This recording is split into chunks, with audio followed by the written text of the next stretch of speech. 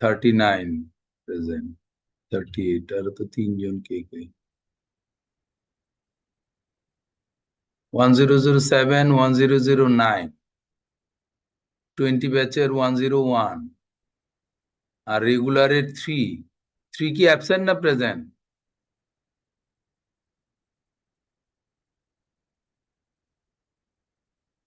রেগুলারের 1089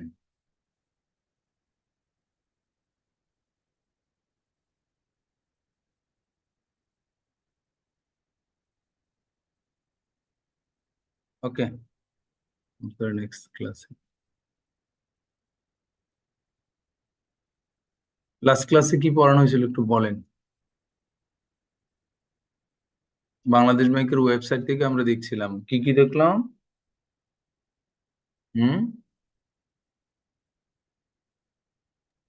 Sir, formal, informal, semi-formal sectors. Financial system of Bangladesh. Okay. The financial system actually consists of 3 sectors. One is formal sector, another one is semi-formal, and last one is informal. Okay. And you know, it depends on the regulators and regulations. On the basis of regulators control, the total financial system of the country is subdivided into 3 parts. Now, our first topic of this course is bank, regarding bank and bank financial institution. As I told you, to see from the website the total number of banks in our country, and these banks are categorized in as per Bangladesh Bank listing. These are categorized in 2 ways: one, scheduled bank and non-scheduled bank. And total scheduled bank, that means these are the bank listed under the Bangladesh Bank. So total 62 scheduled bank in our country, 6 state-owned commercial bank, 3 specialized bank, 43 private commercial bank. From these 43, there are 33 conventional private commercial banks and 10 Islamic bank. And as you, I think all of you know the basic difference between conventional and Islamic. These conventional bank, they are based on interest earning, and the Islamic bank, they are not. They are actually avoid interest. They termed it as profit. Okay, profit based, not interest based. And there are some difference between interest based and profit based. We will discuss it later. So from this page, I would like to ensure you that you have to know how many banks in our country. Okay, so when you go for any competitive exam, you will face this number to know, and also know about the types of bank, say listed, scheduled, non-scheduled, conventional, Islamic. And there is one digital commercial bank in our country already in operation, and 9 foreign commercial bank. Okay, so for these are the 62 bank, and there are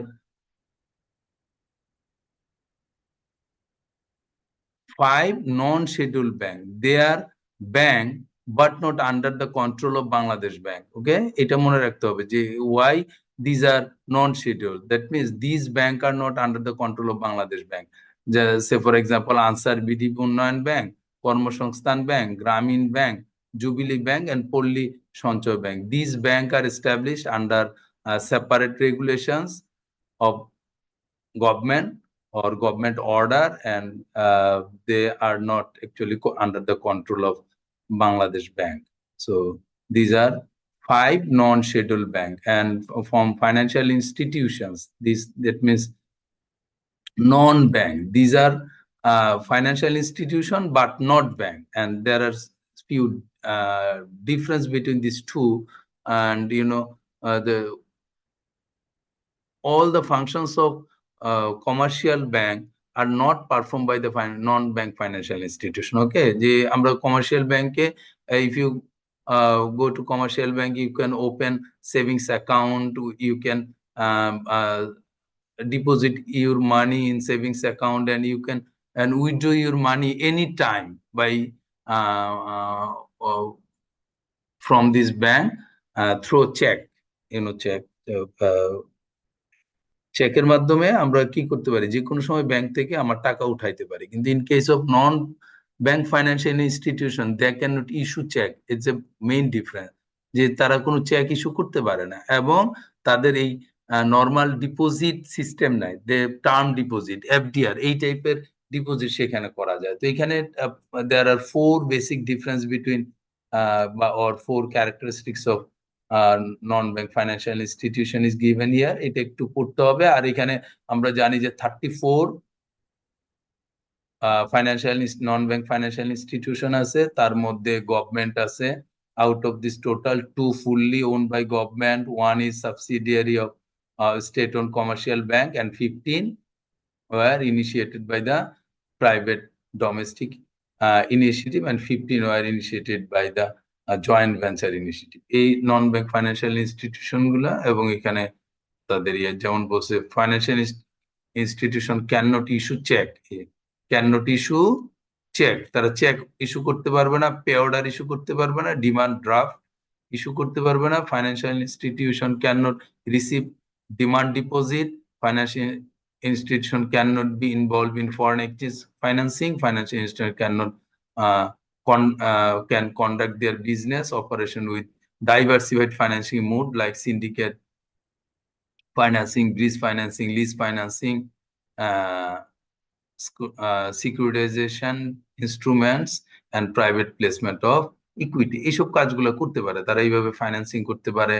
এবং এই যেমন private placement, যে private placement বলতে আমরা যে বিষয়টা বুঝি, যে ওই যে ক্যাপিটাল মার্কেটে শেয়ার ইস্যু যখন হয়, তখন ওই শেয়ারের ক্ষেত্রে তারা প্রাইভেট প্লেসমেন্টে শেয়ার নিতে পারে। তো এই ছিল schedule, non schedule, bank, commercial. In the left side, এই যে লেফটে যে ইয়েগুলো দেওয়া আছে, যে শিডিউল ব্যাংক লিঙ্ক, মানে এখানে বলছে শিডিউল ব্যাংক কতটা, how many schedule bank? 62, right. Non-scheduled bank? 5. And financial institution? 34. Good. You can get the link from here. এইখানে ক্লিক করলেই এই যে লিস্ট গুলা, যে শিডিউল ব্যাংক গুলা কোনগুলা, আমার সব ব্যাংকের নাম জানা দরকার নেই, but you have to know some example, যে কোন কোন ব্যাংক গুলা। এটা আমরা একটু যদি চোখ বলান, আপনারা সবাই জানেন এই ব্যাংক গুলা চোখের সামনেই পাওয়া যায়। বের হলে যেমন AB Bank, Agrani Bank, Al Arafah, Bangladesh Commercial Bank, Bangladesh Development Bank, Bangladesh Krishi Bank, Al Arafah Bank, Alfalah Bank, Asia PLC. এই ব্যাংক আলফালাটা কি লোকাল ব্যাংক না ফরেন ব্যাংক বলেন তো? কেউ একজন, আলফালা ব্যাংক কোন, মানে বাংলাদেশের ব্যাংক না বিদেশের ব্যাংক? এটি কিন্তু দুবাই ভিত্তিক, হ্যাঁ, দাবি গ্রুপ সম্ভবত দুবাই ভিত্তিক। এটা ব্যাংক আলফালা হচ্ছে একটা ফরেন ব্যাংক। ওই যে ফরেন ব্যাংক কতটা ছিল? 9টা, রাইট। এইটা কিন্তু ফরেন ব্যাংক। এই যে সিটিএনএ, আরেকটা আছে সিটি ব্যাংক পিএলসি, কোনটা বিদেশি কোনটা বাংলাদেশি? সিটি ব্যাংক পিএলসি বাংলাদেশে, আর এনএটা হচ্ছে রাইট ইন্টারন্যাশনাল, হ্যাঁ, মাল্টিন্যাশনাল ব্যাংকের সব অনেক দেশেই আছে। Citizen bank Bangladeshi, commercial bank, community bank, যে কমিউনিটি ব্যাংক বলছিলেন, যে কমিউনিটি ব্যাংক, ঢাকা ব্যাংক, এগুলো আমরা মোটামুটি সবগুলা ব্যাংকের নামই এখানে একটু চেক করলে বুঝবেন। আমার সব জানা দরকার নাই, you have to know some example, যে এইটা আমাকে আমরা কি ব্যাংক বলবো? Schedule bank. আবার নন শিডিউল ব্যাংক তো আমরা বললামই কয়টা, 5টা ব্যাংক এখানে দেওয়া আছে, এবং 5টা ব্যাংকের ওয়েবসাইটও দেওয়া আছে, ঠিক আছে। ফাইন্যান্সিয়াল ইনস্টিটিউশন 34, এগুলো এখানে নামগুলা দেওয়া আছে। হ্যাঁ, ফাইন্যান্স কোনগুলা চোখের সামনে কিন্তু, Agrani SME financing company limited, Alliance Finance PLC, Aviva Finance Limited, Bangladesh Finance Limited, Bangladesh Industrial Finance Company Limited, BIFC, Bangladesh Infrastructure Finance Fund Limited, Bay Leasing and Investment Limited, CBC Finance Limited. এই যে যত ফাইন্যান্স কোম্পানি আছে মোটামুটি যেগুলো আমরা চোখের সামনে পড়ি, ফাইন্যান্স এন্ড এই এগুলো সব এখানে 34 ফাইন্যান্সিয়াল ইনস্টিটিউশন, যেমন আইডিএলসি, যে আইডিএলসি ফাইন্যান্স, ঠিক আছে। আইডিএলসি ফাইন্যান্স এটাও কি, এটা ব্যাংক না, বাট এটা নন ব্যাংক ফাইন্যান্সিয়াল ইনস্টিটিউশন। কেন? যে আইডিএলসি প্রোভাইড লোন, আমরা চাইলে হোম লোন, কার লোন এগুলো আইডিএলসি থেকে নিতে পারি। আবার আইডিএলসি তে টাকা জমাও রাখা যায়, এবং সেটা হলো এফডিআর, ফিক্সড ডিপোজিট মাধ্যমে, যে টার্ম ডিপোজিট, যেটা একটা নির্দিষ্ট সময়ের জন্য। কিন্তু ব্যাংকের মতো আইডিএলসি কোনো চেক দেয় না, এবং আইডিএলসি থেকে আমি চাইলে গিয়ে চেক দিয়ে টাকা আইডিএলসি কোনো ব্রাঞ্চ থেকে উঠাইতে পারবো না, মানে এটা এই কাজটা করতে পারবে না। বাট তারা টাকা জমা নেয় এবং লোনও দেয়। বাট এই জমা নেওয়া, লোন দেওয়া ব্যাংকের সাথে তাদের বেসিক পার্থক্যটা হলো সেভিংস অ্যাকাউন্টে, ঠিক আছে, সেভিংসে, অন্য কিছুতে না। তাহলে এটা আমরা জানলাম। লিস্ট গুলো এখান থেকে ইউ ক্যান চেক, যে কি কি কোন কোন ব্যাংক গুলো আমরা, এই ব্যাংক গুলো যখন পড়বেন, যখন আসবে সামনে, যে এখান থেকে দেখলে 2-4টা এক্সাম্পল এখান থেকে জেনে নিতে হবে। আমরা একটু সেন্ট্রাল ব্যাংকের বিষয়ে একটু দেখতে চাইছিলাম।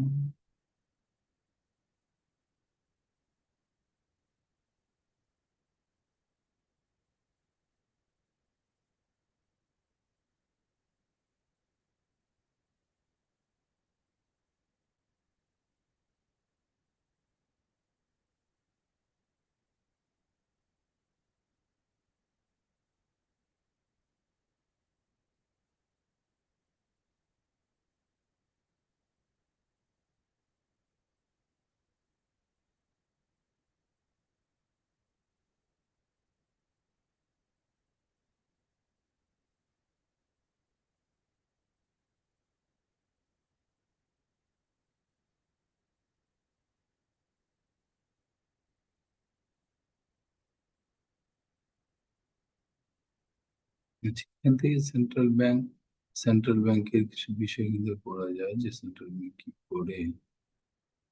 এটা একটু এখান থেকে এই রেগুলেটর, যখন আমরা এই ইস্যুগুলো পড়বো, when you go for study bank, তখন ব্যাংকের রেগুলেটর কে, যে সেন্ট্রাল ব্যাংক দেওয়া আছে, সেন্ট্রাল ব্যাংক অ্যাকচুয়ালি কি করে, যে আমরা বলছিলাম যে central bank was established or formed under presidential order in 1972 তে। তখনকার সময়ে যে পাকিস্তান ব্যাংক ছিল, ওটাকে সেন্ট্রাল ব্যাংক করা হয়েছিল 72 এর অর্ডারে। এবং ফাংশন গুলো এখানে দেওয়া আছে, what are the function of central bank as per Bangladesh Bank order 1972, যে এখানে বলে দিছে যে এই কাজগুলা সেন্ট্রাল ব্যাংক করবে বাংলাদেশের, এবং ওই অর্ডারের মধ্যে this order also act as a regulations, ঠিক আছে। এটা কিন্তু রেগুলেশনস এর মতো, যে এই অর্ডারের একটা অ্যাক্ট, আইন, আমরা যেমন আইনের কথা বলি, অর্ডারটাও একটা গভর্নমেন্টের একটা আইন তখনকার, যে এই অর্ডারের মাধ্যমে ব্যাংকটাকে সেন্ট্রাল ব্যাংক হিসেবে করে। সেন্ট্রাল ব্যাংক এখানে 6টা ফাংশনের কথা বলা আছে, যে to formulate and implement monetary policy, to formulate and implement intervention policies in the foreign exchange market, মানে ফরেন এক্সচেঞ্জ মার্কেটটাকে কন্ট্রোল করার দায়িত্ব হচ্ছে সেন্ট্রাল ব্যাংকের। To give advice to the government on interaction of monetary policy with fiscal and exchange rate policy, on the impact of various policy measures on the economy, and to propose legislative measures in consider necessary or appropriate to attain its objective and perform its function. 4, to hold and manage the official foreign reserve of Bangladesh, to promote, regulate, and ensure a secure and efficient payment system, including the issue of banknote, to regulate and supervise banking companies and financial institutions. এই যে 6th যেই ফাংশনটা দেওয়া আছে Bangladesh bank অর্ডারে, এই 6 ফাংশনের আন্ডারে Bangladesh bank act as a regulator of all commercial bank and financial institution. বাংলাদেশের যত কমার্শিয়াল ব্যাংক, ফাইন্যান্সিয়াল ইনস্টিটিউশন আছে, সবার রেগুলেটর হিসেবে সেন্ট্রাল ব্যাংক কাজ করে। সেন্ট্রাল ব্যাংক মনিটারি পলিসিটাও দেখে বাংলাদেশ ব্যাংক বা সেন্ট্রাল ব্যাংক, আর reserve management strategy, interest rate, capital adequacy for bank and finance, এই যে বিভিন্ন ব্যাংকগুলো যখন ক্যাপিটাল নিয়ে প্রবলেমে পড়ে তখন সেন্ট্রাল ব্যাংক তাদেরকে ক্যাপিটাল বা ফান্ড প্রোভাইড করে থাকে। This is the capital adequacy for bank and financial, এটা এনশিওর করে। এবং আরেকটা ডিপোজিট ইন্স্যুরেন্সের কথা এখন প্রায়ই শুনতে পাওয়া যায়, যে ডিপোজিট ইন্স্যুরেন্স, এটা কিন্তু বাংলাদেশ গভর্নমেন্টের একটা অ্যাক্ট আছে, ডিপোজিট ইন্স্যুরেন্স অ্যাক্ট। এই যে deposit insurance act 2000 Bangladesh government একটা অ্যাক্ট হলে কিন্তু এটা পার্লামেন্টে পাস হয়েছে, পার্লামেন্টে পাস করছে একটা অ্যাক্ট, যেখানে বলা আছে যে বাংলাদেশের যত ডিপোজিটর যারা ব্যাংকে টাকা রাখবে, তাদের কোনো কারণে যদি কোনো ব্যাংক দেউলিয়া হয়ে যায়, টাকা তার লস হয়ে যায়, তো সেই ক্ষেত্রে ডিপোজিটররা এই ইন্স্যুরেন্স অ্যাক্টের থেকে কিছু রিকভারি পাবে, এবং সেই রিকভারির কম্পেনসেশন বা রিকভারিটা পাবে। এটা কিন্তু আহ, টাকা হচ্ছে পার ডিপোজিটর টাকা ম্যাক্সিমাম 1 লাখ। মানে হচ্ছে আমি যদি 50,000 টাকা ডিপোজিট রাখি, তা আমি যদি লস হয় তাহলে আমি 50,000 পাবো। কেউ যদি 1 লাখ রাখে, লস হলে 1 লাখ পাবে। কেউ যদি 10 লাখ রাখে, লস হলে কিন্তু 1 লাখই পাবে। ইন্স্যুরেন্সটা স্কিমটা হলো 1 লাখের জন্য, এবং প্রত্যেকটা ব্যাংক কি করে ডিপোজিটের এগেইনস্টে বাংলাদেশ ব্যাংকের কাছে এই যে একটা পার্সেন্টেজে টাকা রাখে। যেমন প্রাইভেট ব্যাংকের ক্ষেত্রে সেটা হলো 0.09%, আর পাবলিক ব্যাংকের ক্ষেত্রে সেটা বলছে 0.07%। মানে তার ডিপোজিটের 0.09% টাকা ইন্স্যুরেন্স প্রিমিয়াম হিসেবে বাংলাদেশ ব্যাংকে জমা থাকবে। এবং কোনো কারণে ডিপোজিটর যদি মানে কোনো কারণে তার ব্যাংক লস করলো, ডিপোজিটর টাকা পাচ্ছে না, তখন ডিপোজিটরকে এই ইন্স্যুরেন্সের মধ্যে থেকে ডিপোজিটরকে কিছু পেমেন্ট করা হবে। এটা হলো ডিপোজিট ইন্স্যুরেন্স। এই ফাংশনটা বাংলাদেশ ব্যাংক করে থাকে। এটা হলো সেন্ট্রাল ব্যাংক, যেটা ফাইন্যান্সিয়াল ইনস্টিটিউশনের অথরিটি। আবার এখানে ইন্স্যুরেন্সের অথরিটি, আমরা যখন ইন্স্যুরেন্স কোর্সটা পড়বো তখন এখান থেকে আমরা একটু ইন্স্যুরেন্স অথরিটি কে এটা জানতে পারবো। তারপরে যেহেতু ক্যাপিটাল মার্কেট নিয়ে আমাদের টপিক নাই, সেটাতে বাংলাদেশ সিকিউরিটি এক্সচেঞ্জ কমিশন আছে, আর মাইক্রো ফাইন্যান্স ইনস্টিটিউশন এনজিও এটা আছে, এটার আবার রেগুলেটর আছে এখানে, যে মাইক্রো ফাইন্যান্স ইনস্টিটিউশনের রেগুলেটর কার। আমরা যখন ওই টপিক গুলো পড়বো তখন একটু এখান থেকে এই রেগুলেটরি ইস্যুটা একটু দেখে নিব। তাহলে আমরা বাংলাদেশ ব্যাংকের ওয়েবসাইট থেকে কিছু জিনিস দেখালাম, যেটা সব লেটেস্ট অ্যান্ড আপডেটেড, এটা এখান থেকে খেয়াল থেকে। তো আমরা ব্যাংক রিলেটেড কিছু বিষয় আমাদের ম্যাটেরিয়াল যেটা দিলাম, সেই এই law and practice of general banking, যে ম্যাটেরিয়ালটা দেওয়া আছে আপনাদের গুগল ড্রাইভে ক্লাসরুমে, এটা থেকে ব্যাংক রিলেটেড কিছু থিওরি পড়বো। তারপরে আমরা ব্যাংকের ফাইন্যান্সিয়াল স্টেটমেন্ট দেখবো, এবং ব্যাংকের কিছু ম্যাথ, যে কিভাবে how bank prepare the financial statement, সেটাও দেখতে হবে।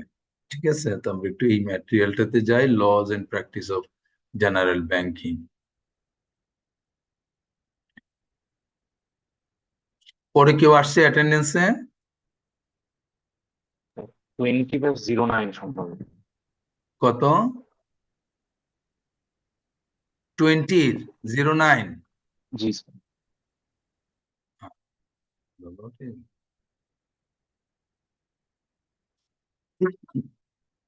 অফিস তো বলছে প্রথম দিকে অ্যাটেন্ডেন্স নিয়ে নিতে, আমার মনে হয় যে তোমার অ্যাটেন্ডেন্স আপডেটটা নিয়ে নেয়। 617 617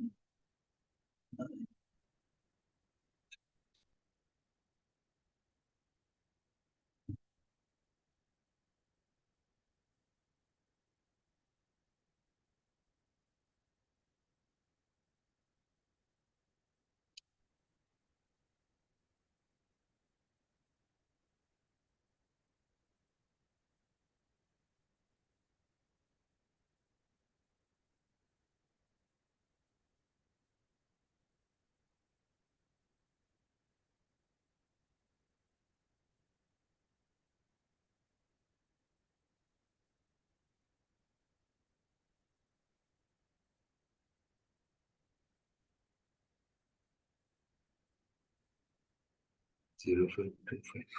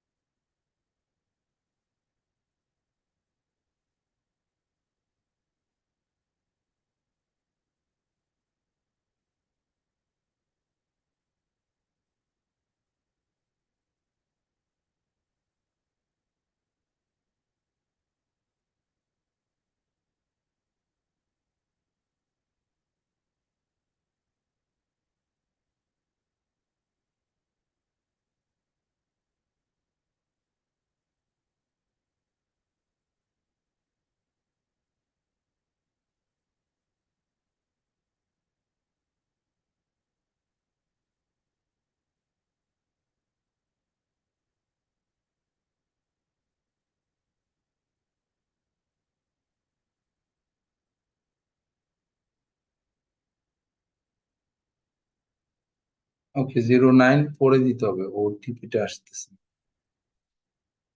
আমরা একটু দেখি।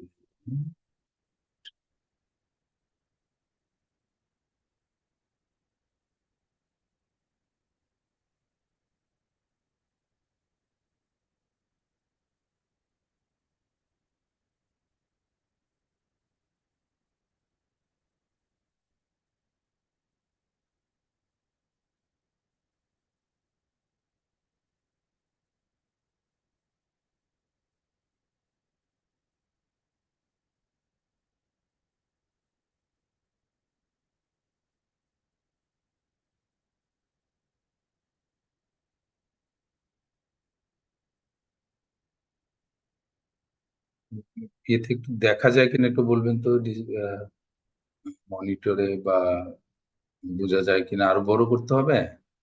দেখা যাচ্ছে।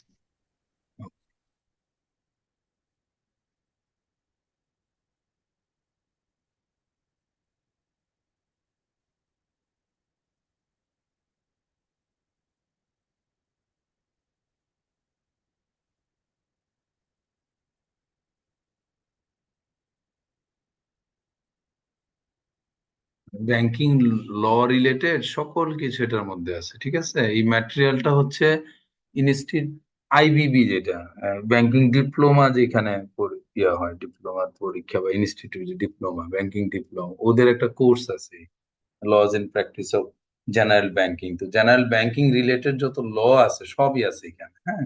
আমরা তো ল গুলা পড়তেছি না, আমরা জাস্ট এখানে ব্যাংকিং কিছু থিওরিও দেওয়া আছে, সুন্দর করে গোছানো আছে, এই জন্য আমি এই ম্যাটেরিয়ালটাতে পড়াইতে যাচ্ছি।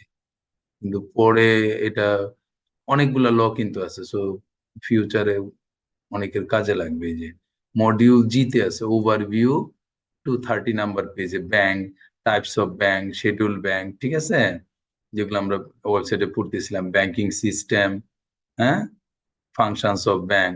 তো আমরা এইখান থেকে ব্যাংক পেজ নাম্বার 230, হ্যাঁ, এখানে এই 230 থেকে আমাদের এই কোর্সে যে থিওরি গুলো পড়বো এখান থেকে। So from here you will get the definition of bank, what is bank, types of bank or classification of bank, সেটা এখানে পাওয়া যাবে। যে হচ্ছে bank is a financial institution licensed to receive deposit and make loan. ওকে, এক লাইনে definition দেওয়া আছে, ব্যাংক হচ্ছে একটা ফাইন্যান্সিয়াল ইনস্টিটিউশন যাকে লাইসেন্স দেওয়া হয় কিসের জন্য, receive deposit and make loan. So this two are the prime functions of bank, যে একটা ব্যাংক মূলত এই দুইটা কাজই করে, বা দুইটা কাজ করার জন্য পারমিশন। এর পাশাপাশি secondary function, these are the prime function or primary function of bank, and you see the secondary ফাংশনে ব্যাংক আরো কিছু কাজ করে। কেউ এক দুইটা এক্সাম্পল দিতে পারবা যে ব্যাংক এই লোন দেওয়া ছাড়া আর কি কাজ করে, ব্যাংক করে দেয়, বা কি ধরনের সার্ভিস প্রোভাইড করে? হুম।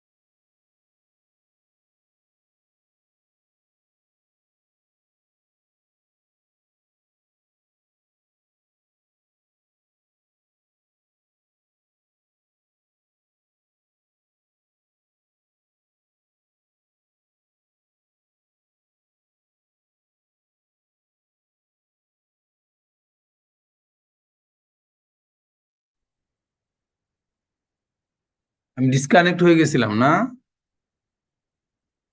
Yes, sir. জি স্যার। নেটওয়ার্ক সমস্যা।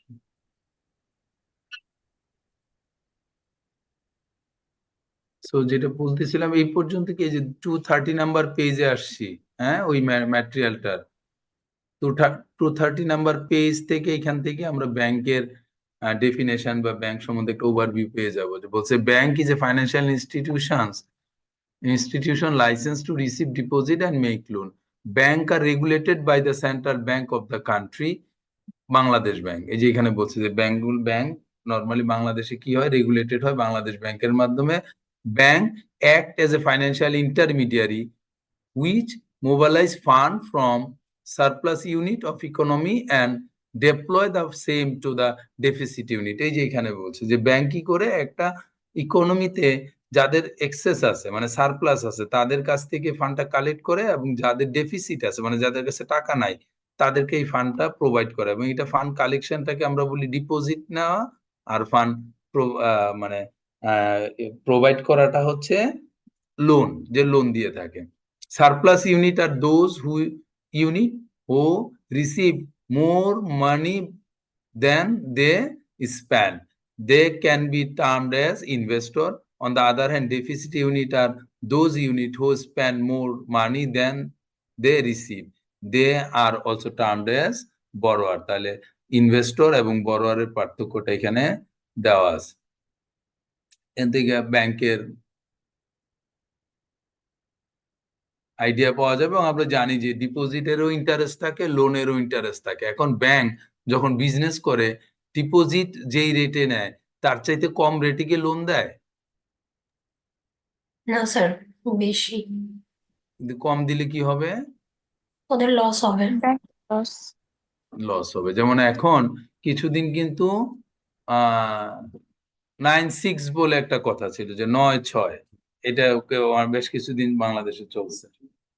টেবিলে রেখে চাবিটা না, হ্যাঁ, 9-6, 9 ছিল ডিপোজিট লোনের রেট, আর 6 ছিল ডিপোজিট রেট। মাঝখানে 3% ছিল ব্যাংকের গ্রস স্প্রেড বা গ্রস ইনকাম।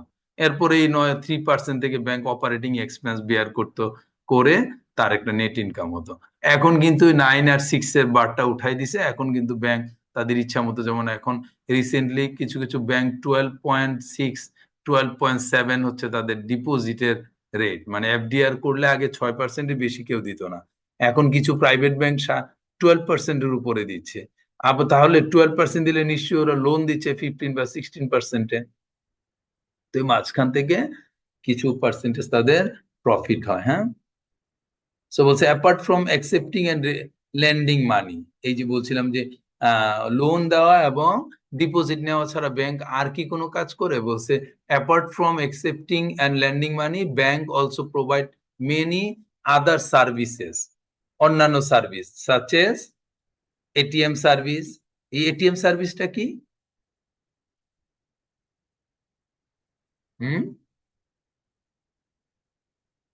এটিএম সার্ভিসের মাধ্যমে ডিপোজিটর বা কাস্টমার কি বেনিফিট পায় ব্যাংকে বলেন? স্যার যখন তখন টাকা তুলতে পারে বা ডিপোজিট করতে যদি পারে। এটিএম বুথ গুলা না থাকতো তাহলে আমাদের কি করতে হতো টাকা ওঠানোর জন্য? চেক নিয়ে ব্যাংকে দৌড়ানো লাগতো। হ্যাঁ, কারো কি এরকম আইডিয়া আছে লাইন ধরে দাঁড়ায় থাকা? Yes sir. একটা সময় ছিল যখন এটিএম বুথ কম ছিল বা ছিল না, অনেক ঘটনা, এক চেক দিয়ে টাকা উঠাইতে গিয়ে 1.5 ঘন্টা 2 ঘন্টা এরকম দাঁড়ায় থাকতে হইতো, লম্বা লাইন, বিশাল বড় লাইনে টাকার জন্য। কিন্তু এখন আর টাকা উঠানোর জন্য তো সাধারণত খুব একটা মানুষ, কোন এটিএম সম্ভবত আরো বেশি দেয়, তো মিনিমাম 50, মানে 50 পর্যন্ত উঠানো যায় একদিনে। তো 50,000 পর্যন্ত যাদের নর্মাল স্মল অ্যামাউন্ট তারা সাধারণত এখন আর ব্যাংকে যায় না। আবার কিছু কিছু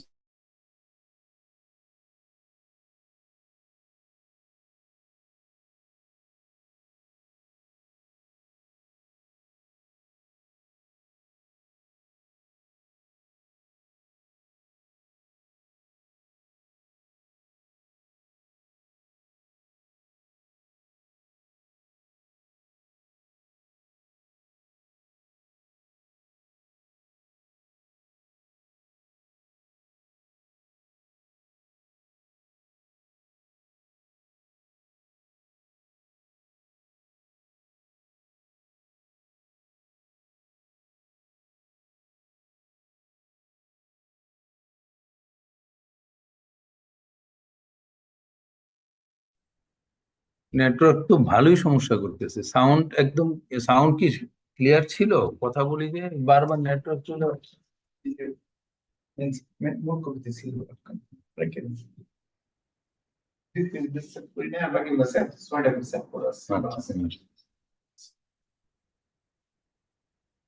ভাই সাউন্ড শুনতে পাচ্ছেন আপনারা? Yes, sir. এই যে অনলাইনের এই এক সমস্যা, অনলাইন ক্লাস, এই জন্য আমি অনলাইন ক্লাস নিতেই চাই না। তারপরে এই যে এইবার খালি মিরপুর যাওয়া লাগবে দেখে মঙ্গলবারে অনলাইন ক্লাস নিচ্ছি। আমি কোনো ক্লাসে অনলাইনে করাইতে চাই না। এই যে বারবার ছুটে যাচ্ছে নেটওয়ার্ক, সব ঠিক আছে, হঠাৎ করে কানেকশন নাই। তো যেটা বলছিলাম যে এই ডিপোজিট ইয়ে ছাড়াও এটিএম বুথে আমরা এখন আর, যেমন ব্যাংকের মানে স্মল কাস্টমারদের জন্য অনেক ঝামেলায় কমে গেছে এটিএম। তাহলে এটিএম একটা সার্ভিস, আরেকটা বলছি কি অনলাইন ফান্ড ট্রান্সফার, মানে আমি এক ব্যাংক থেকে আরেক ব্যাংকে বা একজনকে আমার কাউকে টাকা দিতে চাই, আমি সরাসরি কোনো টাকা উঠানো জমা দেওয়া এসব না করে অনলাইন ফান্ড ট্রান্সফার করে। এখন তো এমন ইয়ে করে ফেলছে ব্যাংক।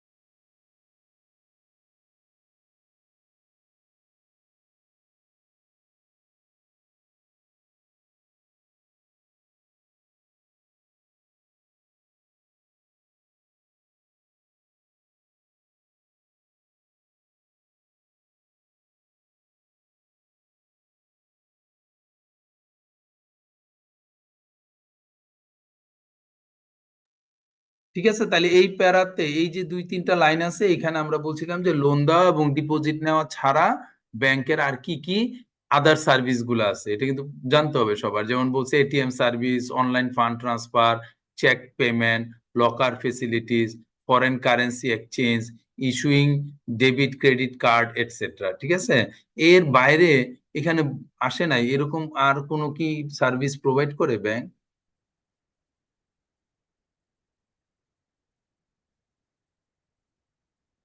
হুম, আর কোনো সার্ভিস কেউ বলতে পারবে?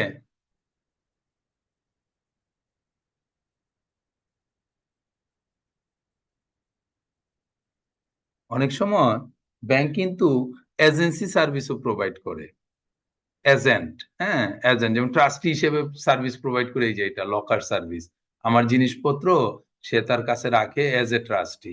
ঠিক আছে, আর এজেন্ট হিসেবে কিছু কাজ করে দেয়, সেই কাজগুলা যেমন সে ফর এক্সাম্পল যে, যেমন ইউনিভার্সিটি গুলা বিইউপি, আপনাদের টিউশন ফি কোথায় জমা হয়?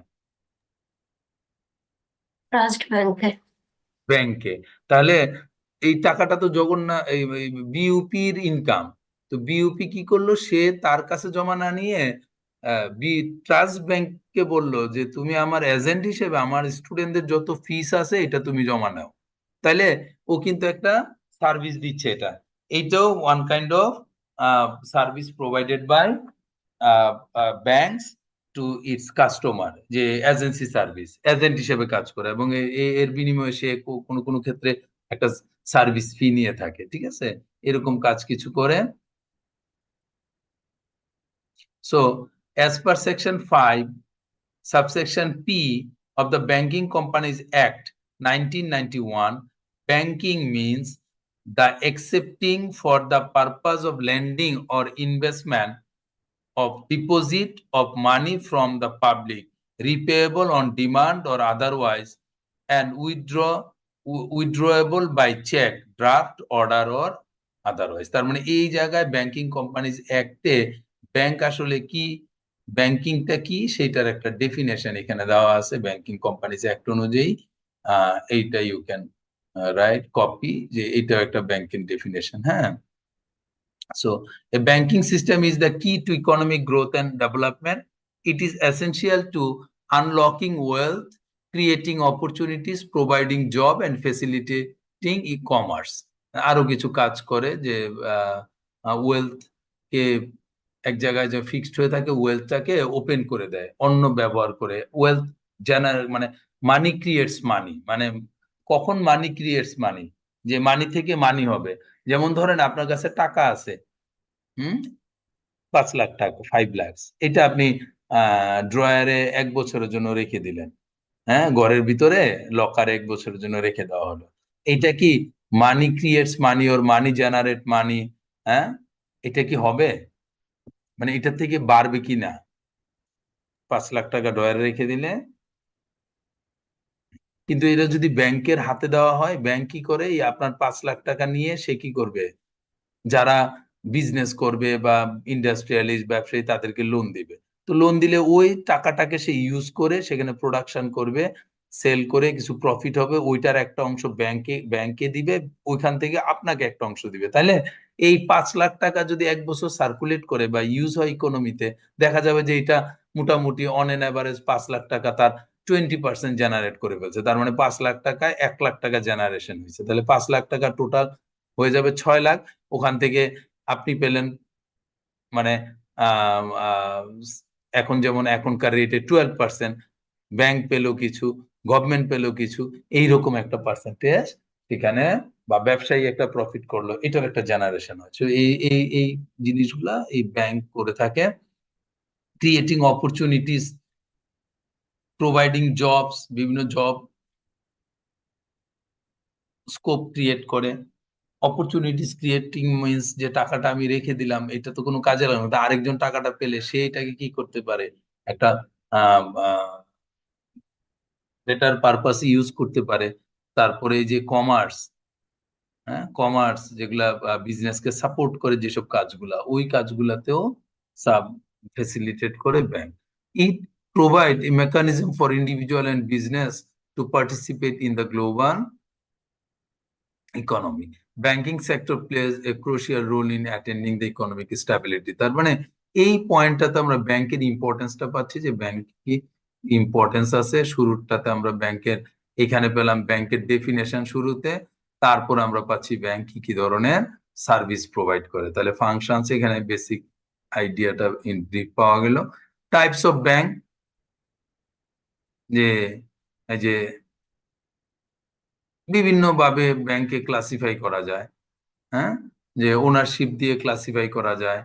তারপরে এই যে বাংলাদেশ ব্যাংকের, ব্যাংক ইন বাংলাদেশে are primarily of 2 type, schedule bank and non schedule bank. Schedule bank আমরা পড়ছি যে bank that remain a list of the bank, main লিস্টের মধ্যে যেটা আছে, banks maintain under section 36(2) of the Bangladesh Bank order. আর schedule bank are licensed under the bank company act 1991. Scheduled bank are comprises of both commercial bank and specialized bank. Scheduled bank, এখানে example show দেওয়া আছে, state on commercial bank কয়টা, এই যে কয়টা ছিল, 6। Specialise schedule bank যেগুলা 3 ছিল। Specialized bank are now operating which are established for a specific objective like agriculture, industrial development. These bank are also fully or majorly owned by the government of Bangladesh. Bangladesh Krishi bank, Rajshahi কৃষি উন্নয়ন bank আর প্রবাসী কল্যাণ bank. ঠিক আছে, এটা হলো specialised bank.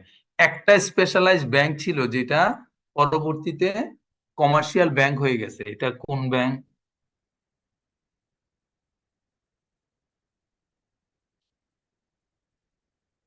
তৌহিদ 1027 ক্লাসে আছেন? হ্যাঁ, আমরা একটা জিনিস জানতে চাচ্ছি যে এই যে স্পেশালাইজড ব্যাংকের কথা বলছি, যে আমি গত ক্লাসে বলছিলাম একটা স্পেশালাইজড ব্যাংক যেটা স্পেশালাইজ মানে একটা স্পেসিফিক পারপাসে ছিল, ওইটা পরে কমার্শিয়াল ব্যাংকে কনভার্ট হয়েছে। কোন bank? BDBL, right, very good. এই যে শিল্প ব্যাংক ছিল তখন ও ছিল স্পেশালাইজ, মানে সে শুধু ইন্ডাস্ট্রিতে লোন দিবে, কিন্তু পরবর্তীতে সে কি হয়ে গেল, বিডিবিএল নামে কমার্শিয়াল ব্যাংক হয়ে গেল। এখন প্রাইভেট কমার্শিয়াল ব্যাংকের মধ্যে এই যে কনভেনশনাল ব্যাংক আর ইসলামী ব্যাংকের মূল পার্থক্যটা কোথায়? স্যার কনভেনশনাল ইন্টারেস্ট বেসড হয়, আর ইন্টারেস্ট ইসলামী ব্যাংকটা প্রফিটের উপর ডিপেন্ড করে একটা অ্যামাউন্ট দেয়া হয়। প্রফিট বেস, ঠিক আছে।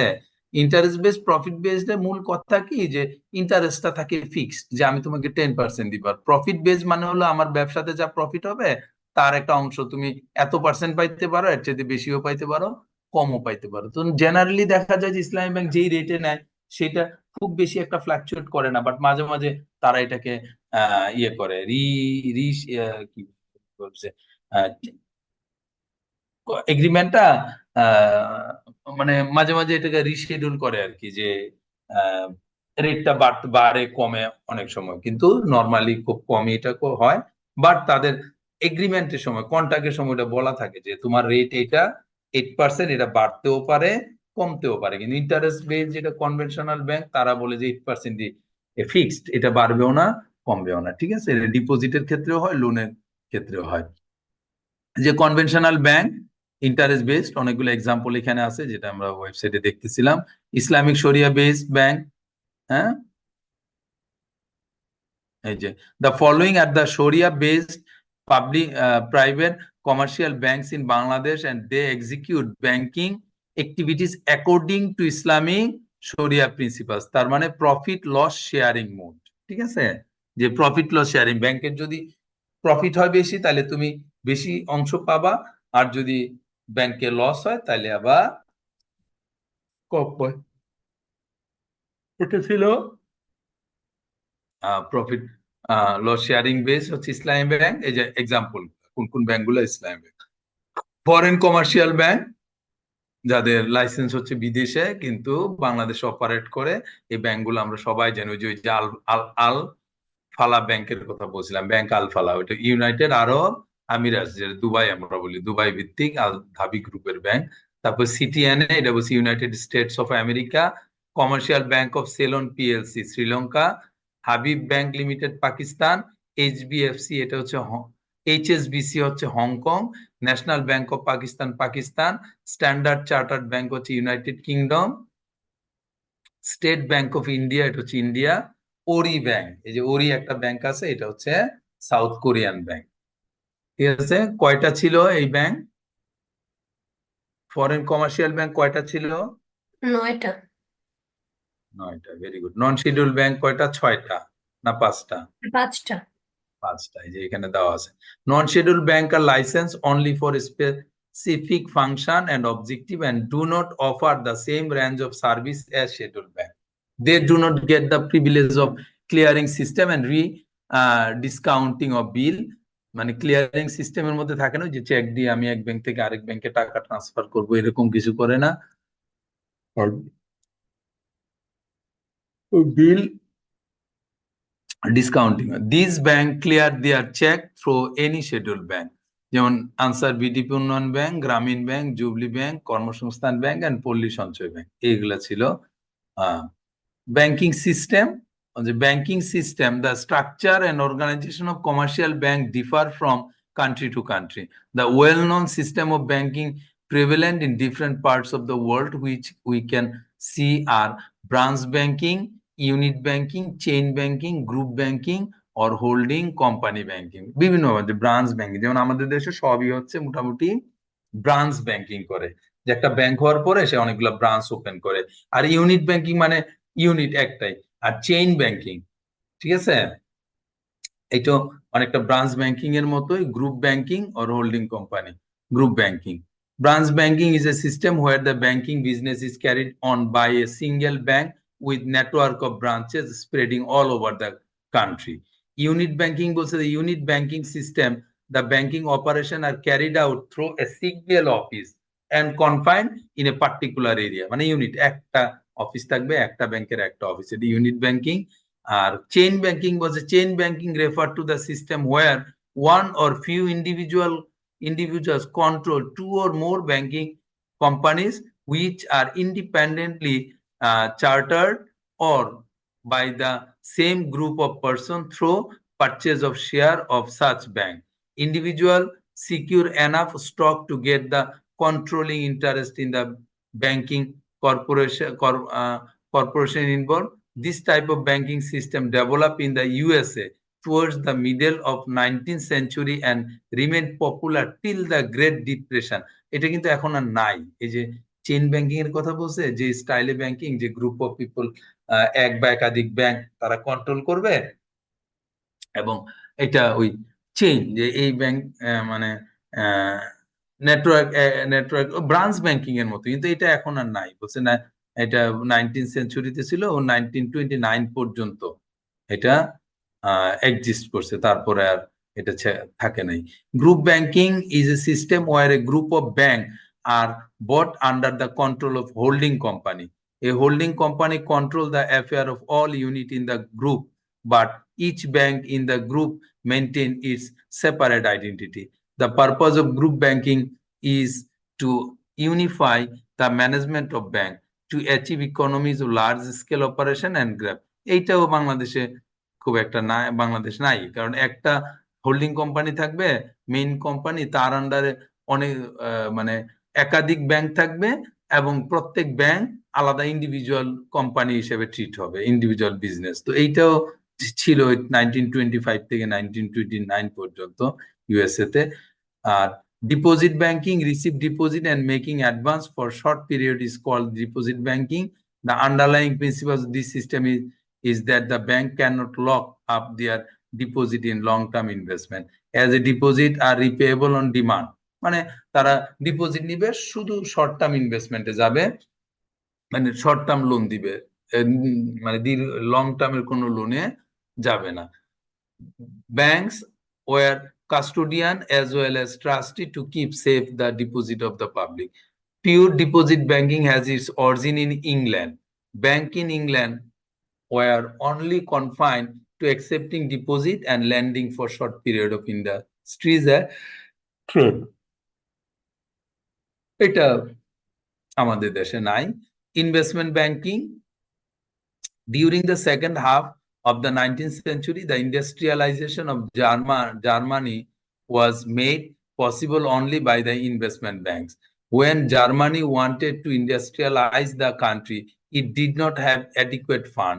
Secondly, moneyed people were unwilling to finance industries on their own. There was a imperative need for an agency which would pull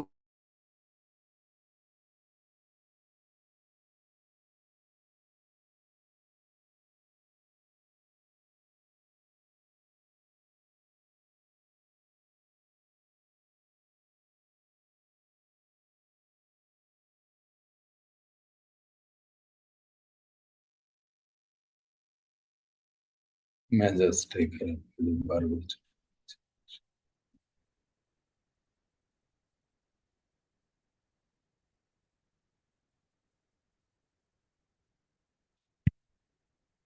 It's mixed banking a combination of any two or more mixed banking. বলবো এখন modern banking এর মধ্যে retail banking একটা system,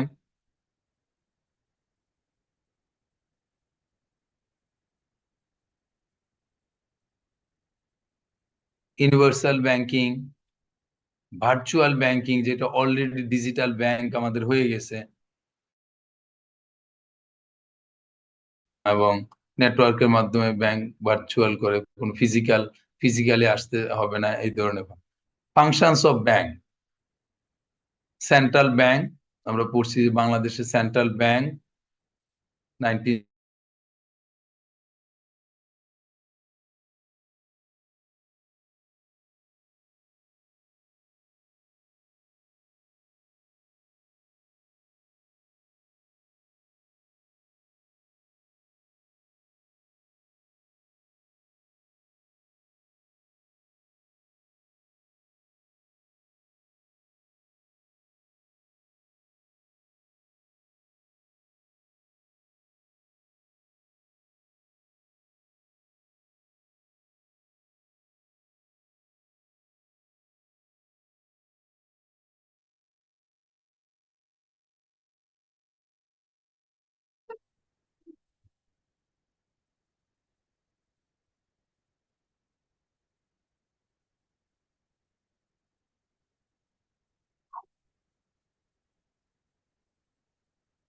নেটওয়ার্কটা বেশ সমস্যা করতেছে, তাই না? বারবার ডিসকানেক্টেড হয়ে যাচ্ছি। আমি একটু মোবাইল থেকেও জয়েন করি, মোবাইল থেকে জয়েন করলে অ্যাটলিস্ট। আসসালামু আলাইকুম স্যার। ইসলাম, আমি তো মনে হয় স্যার নেটওয়ার্ক ঢুকতেছি আর স্যার বের নেটওয়ার্ক ইস্যুর জন্য স্যার আমি অ্যাটেন্ডেন্সের টাইমটাতে ডিসকানেক্টেড হয়ে গেছিলাম। তুমি ডিসকানেক্ট, আমি তো অ্যাটেন্ডেন্সে ঢুকতেই পারি নাই পরে। 9 ছিল, আর কত ছিল? স্যার 89। 9 আর 89, হ্যাঁ। আচ্ছা দিব, আমি তো নেটওয়ার্কটা, ইন্টারনেট কানেকশনটা আমার খুব মানে ফ্ল্যাকচুয়েট করতেছে, হঠাৎ হঠাৎ পুরো নেটওয়ার্ক আসতেছে আবার চলে যাচ্ছে। দেখি ঢুকা যায় কিনা।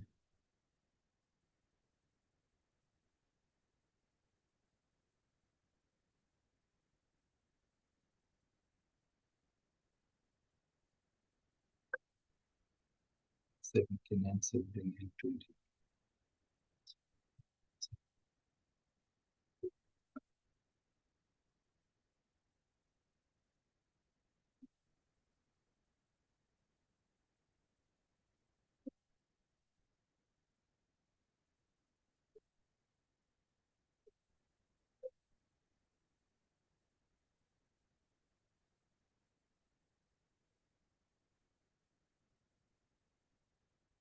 কামাল, বুঝলাম। আমি একটা ক্লাস নিতেছি। হ্যাঁ, অনলাইনে ক্লাস নিচ্ছি জগন্নাথে। তুই ব্যাংকে আসো? দেখি আজকে বের হইতে পারলে, আমার একটু কাজও আছে মতিঝিল, আমি বেরোবো। আমার ক্লাস শেষ হবে 1:30টায়, বেরিয়ে 2টার পরে। আচ্ছা ঠিক আছে। না না, খাওয়া না, খাওয়া আমার এখানে আছে, আমি আসবো, এসে দেখা হবে, হ্যাঁ। না না, তোর তোর খাবার করা লাগবে না, আমি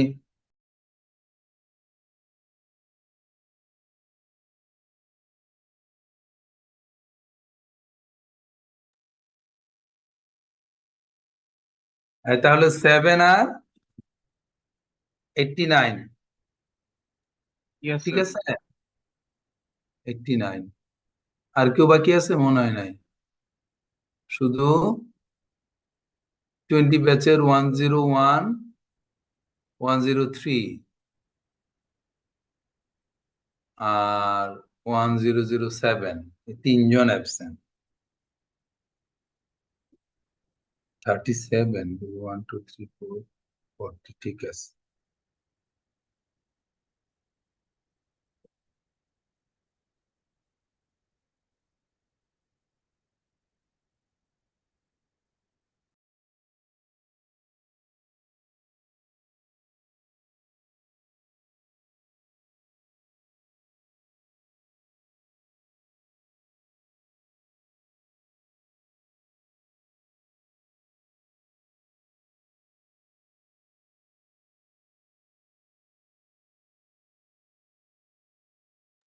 আজকের class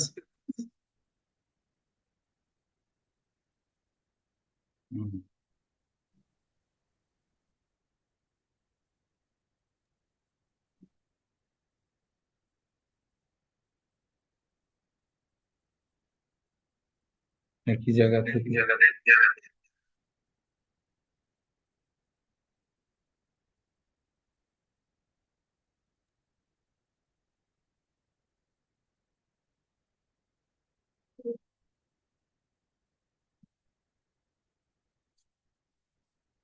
okay,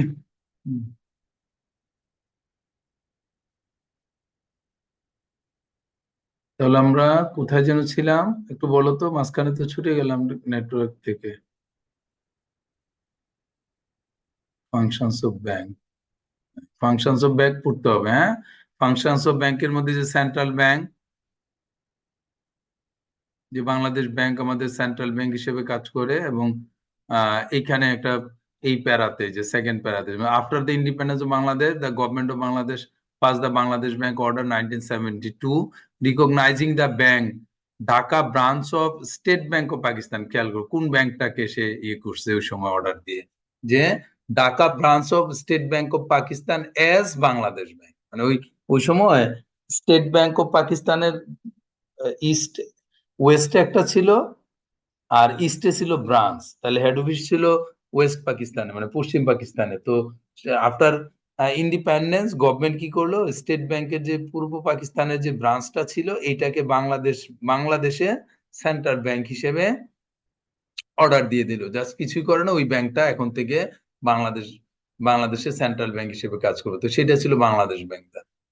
The country's central bank and apex regulatory body for the country's monetary and financial system, মানে main monetary and financial system এর apex regulator হিসেবে কাজ করবে, main regulator. The Bangladesh Bank perform all the functions that a central bank is in any country is expected to perform. Such function include maintaining price stability, এই কাজটা করে through economic and monetary policy measure, managing the country's foreign exchange and gold reserve, and regulating banking sector of the country. তাহলে তিনটা কাজ করে, একটা হচ্ছে যে প্রাইস স্টেবিলিটি রাখে, তারপরে ফরেন এক্সচেঞ্জ রিজার্ভের কন্ট্রোল করে, আর একটা হচ্ছে রেগুলেটরি হিসেবে কাজ করে। Like all other central bank, Bangladesh bank is both the government's banker and banker's bank. এইখানে একটা কথা বলছে এই লাইনটাতে, যে অন্যান্য দেশের ব্যাংকের মতো বাংলাদেশ ব্যাংক সরকারের ব্যাংক হিসেবে কাজ করে এবং অন্যান্য ব্যাংকেরও ব্যাংকার হিসেবে কাজ করে। এটা কিভাবে কে বলতে পারে বলো তো? সরকারের ব্যাংক মানে কি?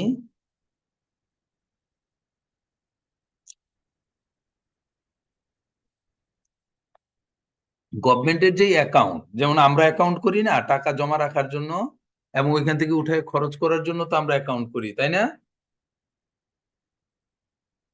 করি কি? এখন সরকারেরও তো টাকা জমা হয়, সরকারও তো টাকা উঠায়, টাকা পেমেন্ট করে না সরকার। যেমন ধরো গভর্নমেন্ট এমপ্লয়ীদের বেতন দিচ্ছে, সরকার বেতন দেয়।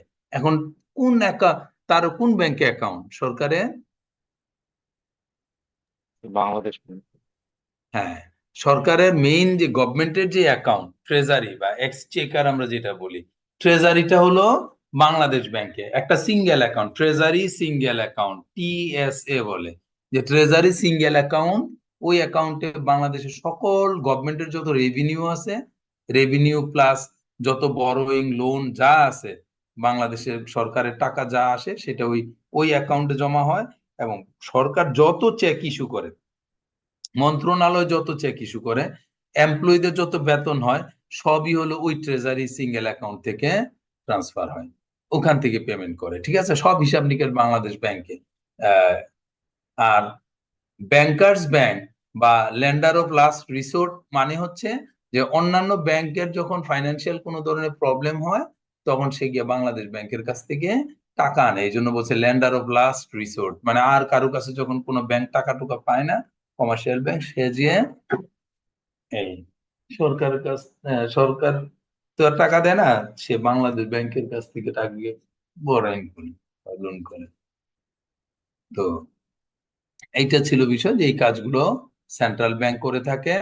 Bangladesh bank, like most other central bank, exercise A monopoly over the issue of currency and bank note, মানে টাকা ইস্যু করা এবং নোট টাকা ছাপানো, এই কাজগুলা কে করে? Bangladesh bank. Except for the 1, 2 and 5 টাকা note and coin which are the responsibility of Ministry of Finance of the Government of Bangladesh. তাহলে এই লাইনটা থেকে কি জানলাম, যে টাকার মধ্যে 1 টাকার নোট, 2 টাকার নোট এবং 5 টাকার নোট এবং 5 টাকার যে কয়েন আছে, এই এই এই জিনিসগুলা ছাড়া বাকি সকল নোট প্রিন্ট করে বাংলাদেশ ব্যাংক। কিন্তু এইগুলা কে প্রিন্ট করে? তাহলে বলছে এটা ফাইন্যান্স মিনিস্টারের দায়। হ্যাঁ, ফাইন্যান্স মিনিস্ট্রির দায়িত্ব হচ্ছে এই 1 টাকা 5 টাকা কয়েন এগুলো করা। Major functions of central bank এখানে দেওয়া আছে, ওই যে ফাংশন গুলো আমরা ইয়েতে দেখছিলাম, এর সাথে মনে আরো 1-2টা বেশি আছে, এগুলো একটু পড়ে নিবা। Formulation and implementation of monetary and credit policy, regulations and supervision of the bank and non-bank financial institution, promotion and development of domestic financial market, management of the country's international reserve, issuance of currency note, regulations and supervision of the payment system, acting as a bank to the government, money laundering prevention, কে যদি money laundering করতে না পারে সেটা Bangladesh bank দেখে। তারপর আসছে collection and furnishing of credit information, implementation of the foreign exchange regulation, managing the deposit insurance scheme. এই ডিপোজিট ইন্স্যুরেন্স স্কিমে একজন ডিপোজিটর সর্বোচ্চ কত টাকা পাবে, ইন্স্যুরেন্সের থেকে কম্পেনসেশন পাবে যদি লস হয়? 1 লাখ। 1 লাখ। 1 লাখ, ঠিক আছে। ডিপোজিট এই বাংলাদেশ ব্যাংক সেটা মেনটেন করে।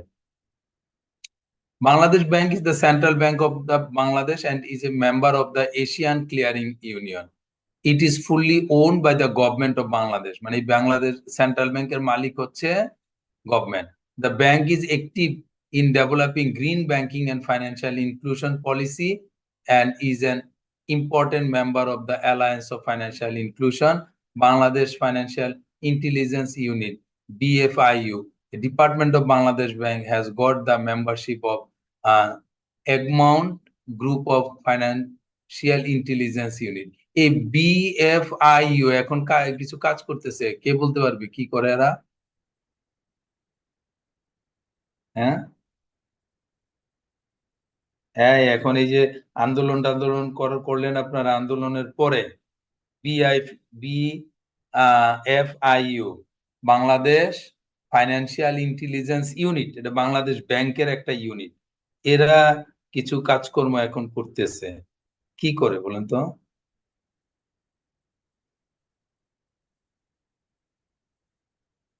যেমন মন্ত্রী মিনিস্টারদের যত অ্যাকাউন্ট কি করতেছে, সিজ করতেছে, টাকা উঠাইতে পারবা না।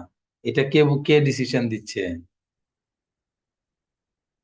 BFIU। এই যে খবরে বলে না যে BFIU বলছে, যেমন এই যে একজন করে মন্ত্রী মিনিস্টার ধরতেছে এবং তাদের অ্যাকাউন্ট থেকে কোন সকল ধরনের লেনদেন স্টপ করে দিচ্ছে। এটা হচ্ছে BFIU এর দায়িত্ব হচ্ছে এই জিনিসটা দেখা। তাহলে সেন্ট্রাল ব্যাংকের ফাংশন আমরা দেখলাম। দেন কমার্শিয়াল ব্যাংক, সেন্ট্রাল ব্যাংক এবং ব্যাংক বলতে আমরা মূলত যেটাকে বুঝি সেটা হচ্ছে কমার্শিয়াল ব্যাংক, ঠিক আছে, যে মূলত যে কাজগুলো করে ব্যাংক। যেমন commercial bank are authorized to provide variety of financial services. Functions that a commercial bank perform may be divided into two categories, এই যে বলছিলাম, primary and secondary. The bottom line objective of the commercial bank is to earn profit maximization, or in other words, shareholder wealth maximization is their ultimate goal. The primary function of commercial bank is accepting deposit. কি savings ডিপোজিটের মাধ্যমে, time deposit, current deposit, current account. এই ব্যাংকের account এই যে 3 ধরনের হয়, একটা হলো savings account,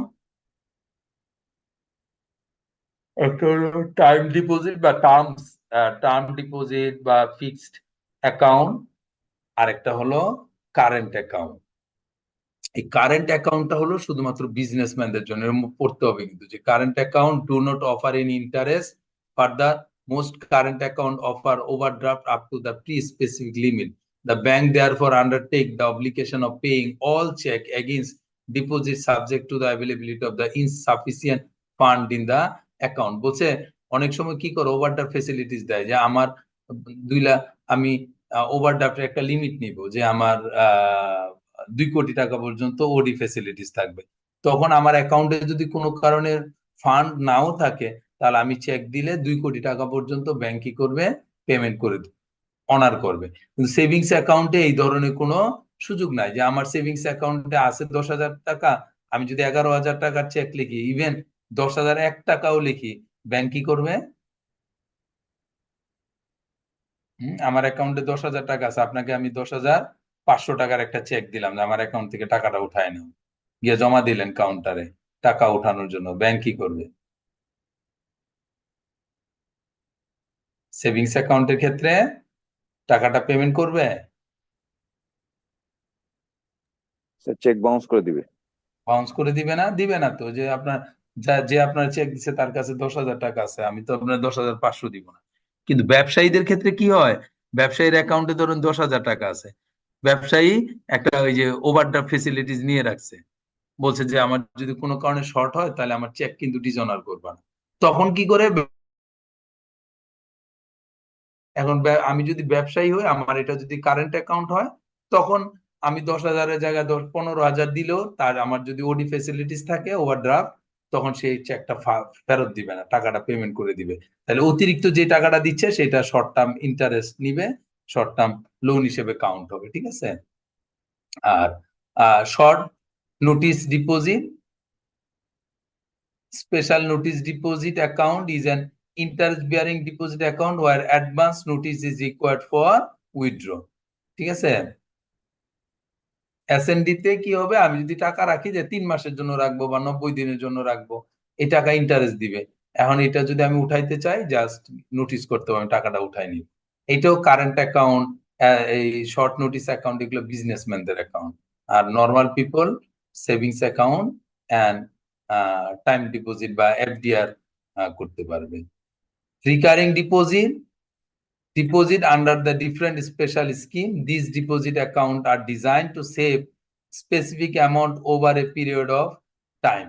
A recurring deposit allow a deposit holder to save bit by bit and get interest for the outstanding balance. মানে হচ্ছে যে আমি যেমন DPS one kind of recurring deposit, আমি বারবার কি করব, একটা অ্যাকাউন্ট একটাই, কিন্তু বারবার খালি জমা দিব এবং এর উপরে ইন্টারেস্ট। তাহলে এটা হচ্ছে কি, প্রাইমারি ফাংশন হচ্ছে অ্যাকসেপ্টিং ডিপোজিট, আর অ্যানাদার ওয়ান ইজ ল্যান্ডিং, হ্যাঁ, ল্যান্ডিং ফান্ড মানে কি লোন দেওয়া, ডিফারেন্ট টাইপস অফ লোন দিবে। আর সেকেন্ডারি ফাংশনের মধ্যে ওই যে বলছিলাম এজেন্সি সার্ভিস, হ্যাঁ, এই এজেন্সি সার্ভিসের মধ্যে এগুলো পড়ে।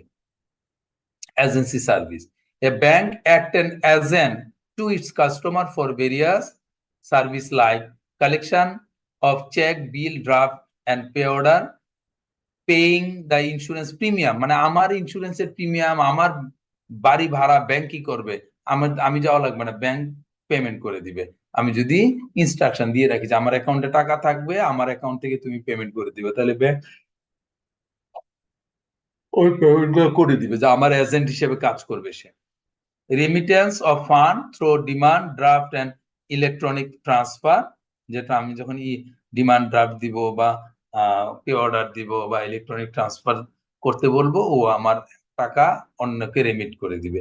রিসিভিং ইউটিলিটি বিল, কোন বিল কালেকশন করে দিবে। Collection of dividend, warrant or share and securities, আমার কোন কোম্পানি শেয়ার ইস্যু করল, আমার শেয়ার আছে, ওই কোম্পানি ডিভিডেন্ড দিল, আমি ব্যাংককে যদি দেই তাহলে ব্যাংক আমার টাকাটা কালেক্ট করে দিবে। Acting as an executor, administrator or trustee of state of customer, কোন কাস্টমার স্টেট মানে বিল্ডিং যদি ব্যাংকের আন্ডারে দেওয়া রাখা হয়, সে ট্রাস্টি হিসেবে ওই বিল্ডিং এর যত কাজকর্ম করবে। Also preparing income tax return, claiming tax refund, এগুলার কাজও করে দেয় ব্যাংক। একটা গেল কি এজেন্ট হিসেবে। General utility service, there are several general utility service that commercial bank are offer, like issuing debit card, credit card, offering locker facilities, issue of commercial letter of credit, guarantee এগুলো দেয়, যে bank guarantee দিয়ে থাকে।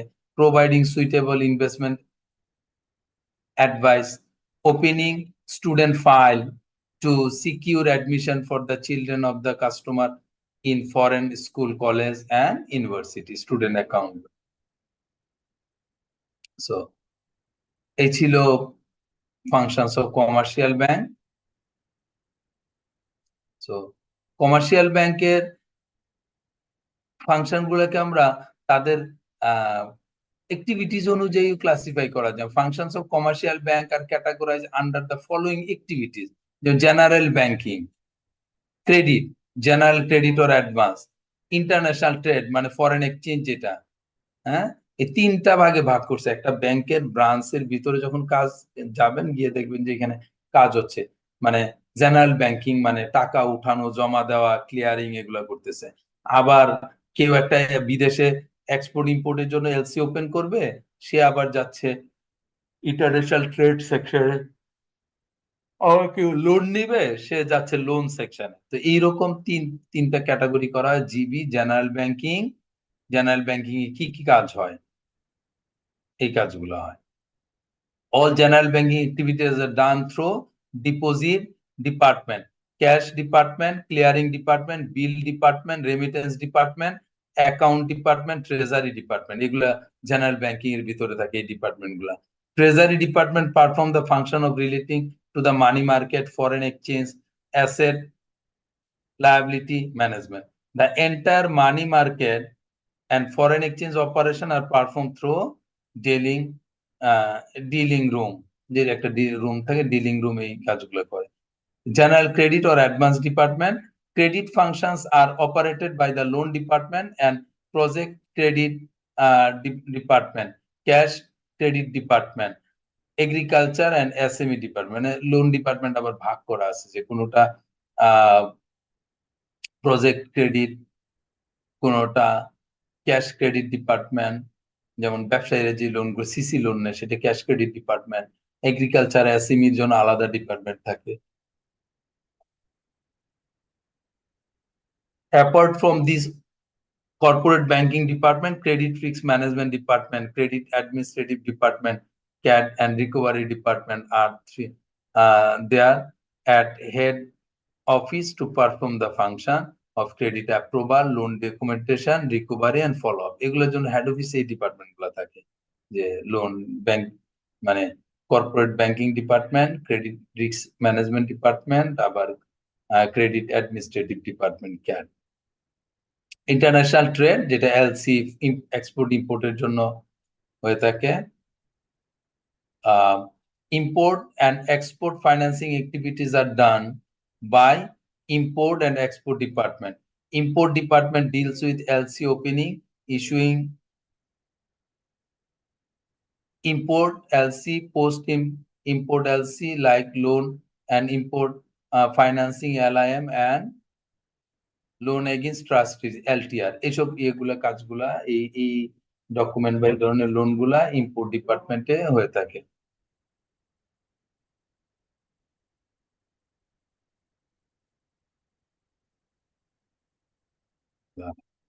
ক্লাসটা শেষ করে দিই। তাহলে আজকে আমরা যা পড়লাম, সেন্ট্রাল ব্যাংকের ফাংশন, কমার্শিয়াল ব্যাংকের ফাংশন, টাইপস অফ ব্যাংক, ঠিক আছে, types of bank or classification of bank. এই তিনটা প্রশ্ন, একটা হচ্ছে ব্যাংকের ক্লাসিফিকেশন, সেন্ট্রাল ব্যাংক কাকে বলে, সেন্ট্রাল ব্যাংকের ফাংশন, কমার্শিয়াল ব্যাংক কাকে বলে, কমার্শিয়াল ব্যাংকের ফাংশন। হ্যাঁ, তাহলে এই তিনটা প্রশ্ন এখান থেকে রেডি করে ফেলবেন সবাই। কি কি বললাম প্রশ্নগুলা?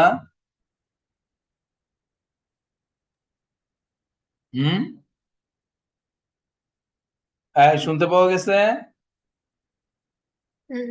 Sir, central bank and central ব্যাংকের ফাংশন, কমার্শিয়াল ব্যাংকের ফাংশন, ব্যাংক এবং ব্যাংকের ক্লাসিফিকেশন, ঠিক আছে। জি স্যার।